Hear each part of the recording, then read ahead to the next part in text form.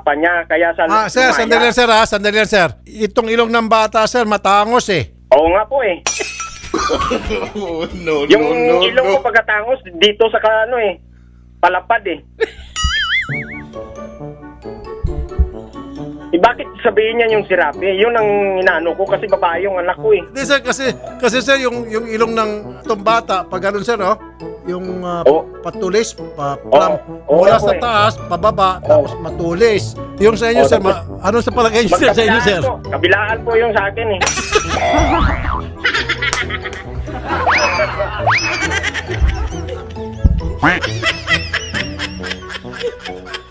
Ano yung sabihin po, kabilaan?